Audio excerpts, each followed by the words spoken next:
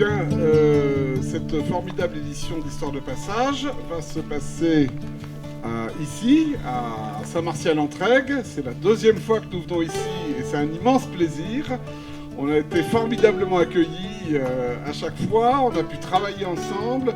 Merci à Jean-Pierre Lechat qui a eu quelques problèmes. J'ai vu ses radios et tout ça, c'était impressionnant Jean-Pierre. Et puis merci à Stéphane qui a été formidable, Christelle, enfin voilà, il y a eu plein de bonnes volontés qui se sont fédérées et ça fait vraiment très très chaud au cœur. On a pu faire un formidable travail pour préparer donc cet après-midi et cette soirée où on va clôturer le 10e anniversaire. Donc Christelle, merci beaucoup à toi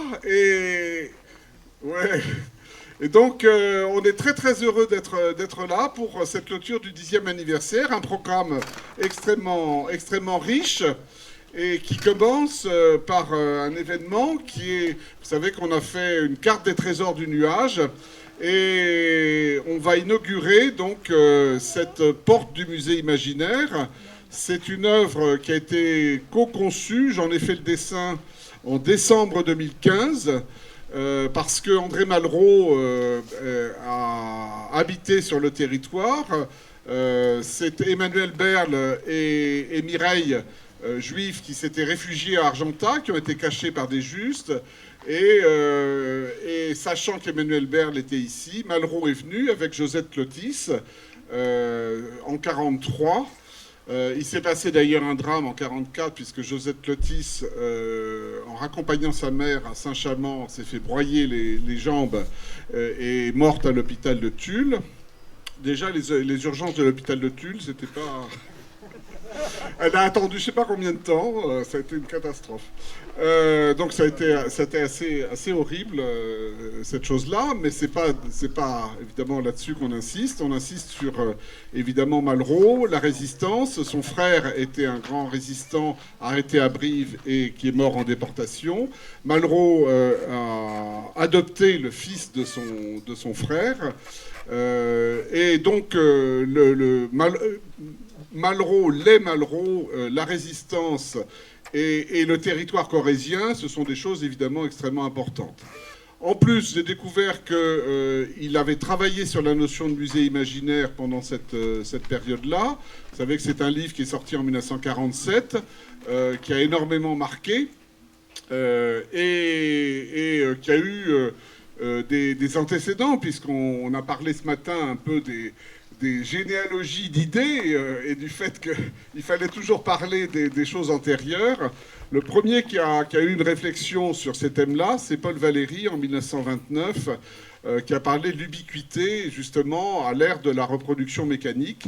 Et puis vous savez maintenant qu'il y a un texte qui était assez confidentiel et que Walter Benjamin avait dédicacé à Malraux, qui est un texte qui est sorti en 1936, qui est très célèbre maintenant, évidemment, qui était l'œuvre d'art à l'ère de sa reproductibilité mécanique, qui était le premier titre, qui a beaucoup marqué sur le fait qu'évidemment notre rapport aux pièces originales, aux œuvres, évidemment, était transformé par justement ce que j'ai appelé plus tard la multiplication industrielle des images avec différentes phases. Et Malraux reprend cette thématique-là dans tout son travail sur le musée imaginaire. Donc ce sont des choses qui sont importantes. Et dans cette œuvre, l'idée, c'est de reprendre ce thème du musée imaginaire en ayant comme œuvre un cadre de tableau, qui est un cadre symbolique et doré, donc qui était l'esquisse de décembre 2015, avec cette ouverture qui est en fait le tableau. Et cette ouverture, c'est l'ouverture en fait sur le paysage, nature et culture, et qu'on voit évidemment de façon différente suivant l'endroit où on est placé. Donc ça crée une œuvre qui change tout le temps, une œuvre mouvante, et c'est un hommage évidemment au paysage corrézien, et en l'occurrence à Saint-Martial-en-Trègues. Donc il y a une porte du musée imaginaire qui fait, je ne sais plus, 14 ou 17 mètres de haut, qui est déjà pré-réalisée avec l'entreprise DEIA. Et nous sommes en train de travailler à mettre cette grande porte sur le territoire, à l'ériger sur ce territoire. Donc on est très heureux que Francis Guerrier ait accepté. Alors il est absent aujourd'hui, je vais vous expliquer pourquoi. Il est venu, Jean-Pierre et Stéphane se souviennent, hein, il était là, il est venu spécialement des Alpilles. Il est à Égalière, où il a son atelier, ils sont en train de construire une fondation. C'est quelqu'un qui est extrêmement demandé, qui a travaillé dans différents endroits, la ville de Namur, il a commandé 30 sculptures monumentales. Enfin bon, c'est quelqu'un qui a une activité très importante. Et il a toujours été présent pour nous, parce qu'il a fait la première année d'Histoire de Passage Plume d'Ange, un hommage à Nougaro, parce que Jean-Claude Legnac avait hébergé la femme de Nougaro qui était kiné, et Nougaro en a profité pour vider la cave de Jean-Claude pendant un été, et ils ont sympathisé. Et donc on a fait un hommage à Nougaro avec l'épouse de Nougaro qui était venue, et Plume d'Ange, donc cet hommage à Nougaro qu'avait fait Francis Guerrier. Et puis il avait fait cette formidable coque inversée sur des villes détruites en Syrie, avec des photos et des vidéos dans la chapelle Jeanne d'Arc. Donc c'est quelqu'un qui est un vrai ami fidèle d'Histoire de Passage. Et là, à la suite d'une réunion qu'on a faite, voilà, on était avec Stéphane, je l'ai un peu poussé, je lui ai dit, bon écoute, ça va être difficile d'installer la grande porte, il n'y a pas de recul, enfin ça va être compliqué, il en a convenu. Et je lui ai dit, ce qui serait formidable, c'est que tu en fasses une sculpture, et que de cette manière-là aussi, Saint-Martial-en-Trègues soit une des étapes pour laquelle on vient sur le territoire avec une des œuvres de cette carte des trésors du nuage. Donc Saint-Martial-en-Trègues est sur la carte des trésors du nuage grâce à cette sculpture. Et cette sculpture, c'est exactement la porte au 1/5 du format. Voilà. Donc vous voyez l'œuvre au 1/5 du format, l'œuvre réalisée. On a choisi cet endroit tout à fait charmant en échangeant, on l'a mise en place ensemble et on a l'impression qu'elle a toujours été là parce qu'elle est très bien proportionnée par rapport à ce petit jardin. Et donc il y a en bas les deux artistes qui ont co-conçu la porte. Donc à gauche, Francis Guerrier, il a repris sa silhouette, parce que d'après photo, Stéphane, tu es témoin. Et puis cette espèce, donc c'est Stan Laurel, et puis Oliver Hardy, c'est celui qui est à côté, et c'est Mister Local Global, donc c'est-à-dire c'est moi, quoi. Donc vous n'avez qu'un seul des deux artistes aujourd'hui, parce que Francis a été bloqué au dernier moment. Malheureusement, il le regrette énormément. Il est venu, il a profité de Saint-Martial pendant une soirée. Il était extrêmement heureux, mais il est venu avec son assistant. Il est venu des Alpilles poser ce travail et cette œuvre formidable. Et il faut vraiment beaucoup le remercier. Ensuite, il avait un client australien qui venait uniquement ce week-end, qui ne pouvait pas venir à un autre moment.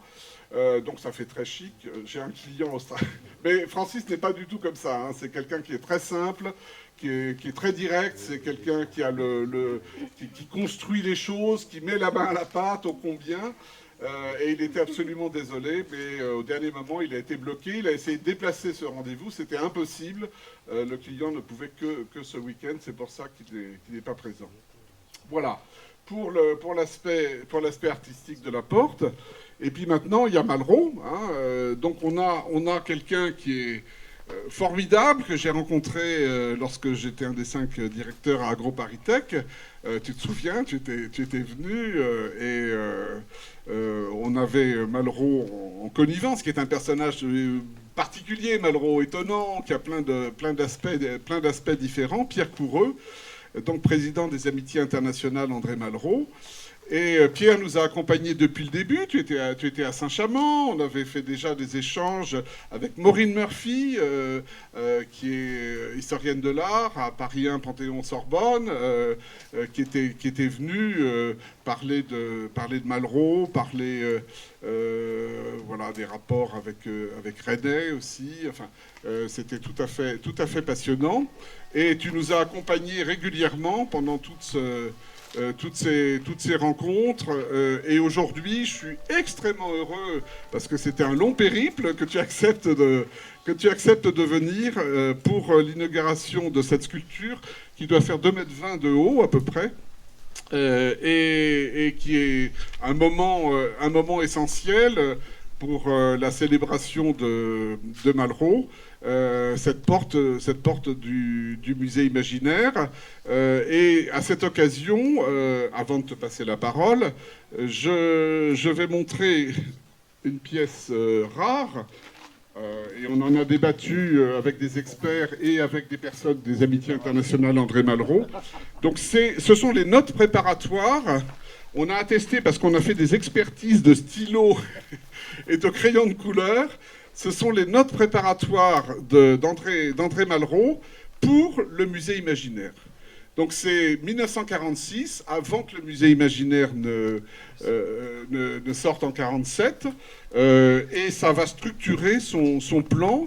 Et en fait, on s'aperçoit qu'il a coché les choses au crayon de couleur d'abord, et postérieurement, je pense pour des rééditions, il a recoché au bic orange ce manuscrit. Donc c'est un manuscrit vraiment très précieux, très rare, qu'on a pu acquérir pour Nuages Verts grâce à un mécénat spécial de la région Nouvelle-Aquitaine que je voulais remercier.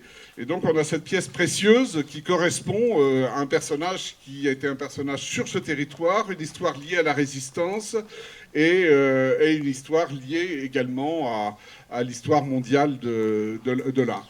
Donc c'est vraiment très, très, très heureux pour nous de pouvoir avoir cette pièce tout à fait exceptionnelle que je vous montre pour la toute première fois. Voilà. Pierre, donc je te remercie encore infiniment et puis je te laisse dire quelques mots. Merci. Merci à tous, merci à l'organisateur, au fondateur de Nuages Verts. Je ne veux pas donner l'apparence d'un personnage érudit. Je suis un passeur, comme l'est notre ami, quelqu'un qui essaie de réunir des personnes à un moment donné. Cette année, encore une fois, pour la dixième fois, notre ami a réuni un certain nombre de personnalités, un public averti, et je le remercie très sincèrement, puisque ce travail il est fait dans la ruralité, avec un certain nombre de municipalités, d'institutions, de mécènes, et c'est un travail que nous apprécions énormément. Il a relié gentiment et peut-être historiquement à la personnalité d'André Malraux, qui est venu dans le coin en 1943. En 1940, il est à côté d'Antibes, à la Villa Souco, et il est avec Josette Lotis. Il a eu un enfant, le premier de ses fils, qui va s'appeler Pierre Gauthier, et qui vont venir ici en 1943 avec Josette Lotis. Alors, Josette Lotis, peut-être vous connaissez, peut-être on a vanté sa beauté, vous voyez, mais nous essayons aussi d'aller au fond, d'approfondir les relations, et on s'intéresse à son œuvre aussi. Donc c'est une jeune dame qu'il a rencontrée à la NRF, je crois. Disons que c'était une revue dirigée par Emmanuel Perle, Marianne, cette revue dans laquelle travaillait Madame Josette Lotis, personnage fort distingué et qui avait bien sûr qui avait attiré les regards de Malraux. Et ils vont vivre jusqu'en 1944 ici, 1943, 1944. Et après, malheureusement, à l'automne 1944, elle a cet accident mortel. Et ensuite, l'histoire continue, mais on va arriver à l'année 1946, là où ce manuscrit a été rédigé. Donc, c'est Malraux et l'art, la réflexion sur l'art, Il a bien sûr commencé dans les années 20, hein, il a rencontré un certain nombre d'intellectuels, de philosophes, et il n'a eu de cesse toute sa vie de s'intéresser à l'art et de réfléchir sur l'art, puisqu'il disait que l'art est un antidestin. Donc pour lui, c'était essentiel, c'est une religion, l'art, chez Malraux. Donc c'est ce qui m'a attiré personnellement vers Malraux, vers l'œuvre, et vers tous ses amis, parce que Malraux, c'est une planète, hein, et c'est également une constellation. Donc voilà, donc ça, il nous a enrichis par sa réflexion. Et également, on a été, à travers toutes ces amitiés, on a été séduit par l'époque. Ce matin, on a eu une réflexion sur Raoul Haussmann. Je remercie la personne qui a fait cet exposé. En fait, c'est un monument, et c'est ni un philosophe, ni un critique d'art, c'est un écrivain d'art. Mais quand on embrasse l'œuvre de Malraux, on voit que c'est également un poète.